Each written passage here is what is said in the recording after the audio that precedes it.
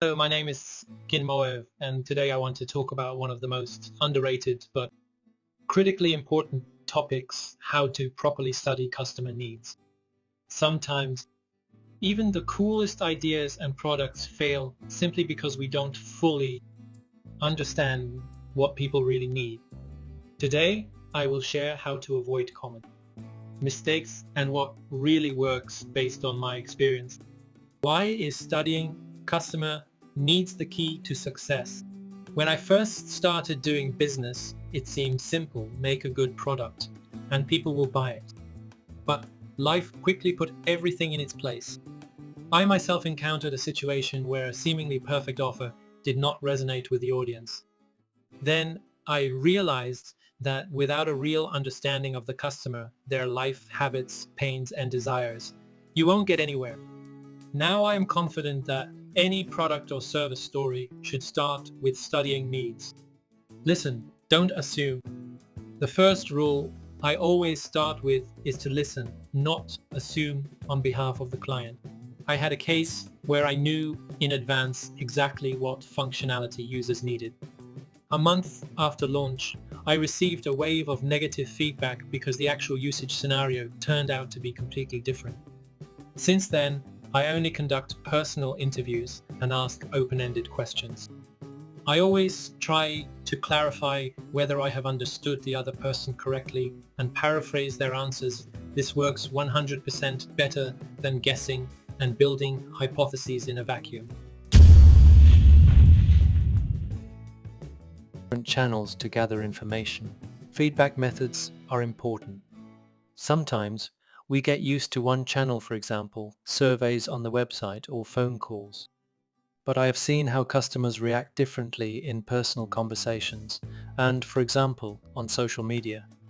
For one project, I even conducted anonymous surveys, and that was the only way I learned about the real fears and barriers of the audience.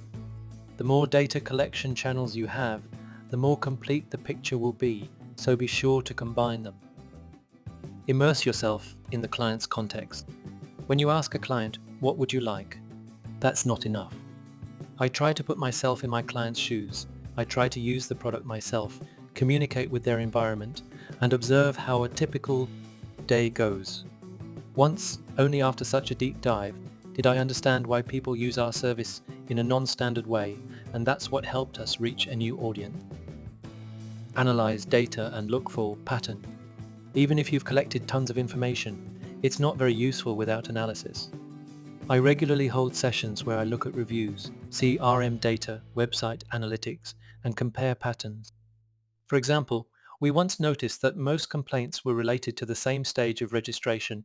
We fixed it and immediately saw an increase in conversion. Always try to focus on the most recurring pain points. Conclusion. Interviews and surveys are not the ultimate truth. After gathering information, I always try to test a new hypothesis in the real world. I make a quick prototype and run a/B tests. There was a case when customers said in a survey that they needed a convenient search, but in fact, a filter by categories brought greater value. I only found this out after launching the prototype. Verify your conclusions with action. About silent needs. Very often customers themselves cannot explain what is bothering them or what they want. I always look for hidden needs. I observe behavior, analyze where bottlenecks arise, and collect implicit signals. Steve Jobs said, "People didn't know they wanted an iPhone until it came out." This is true. Sometimes a new demand arises only after a product appears. Relationships based on trust and empathy. Without trust, there will be no sincere answers or feedback. I always openly tell clients that I want to improve the product for them, ask about the downsides, and always thank them even for negative feedback. Your task is to show that you are willing to listen and willing to change. Over time, this approach pays off. Clients really get involved in product development, continuous learning and development. Customer needs are constantly changing. I regularly follow new trends, read literature on customer development and service, and take online courses. This is necessary in order to avoid getting stuck in past experiences. By the way, I highly recommend the books Ask Your Mom by Rob Fitzpatrick and Delivering Happiness by Tony Hassier, as well as many great courses. Conclusion. Let me summarize. To understand the customer, it is important to listen and not make assumptions.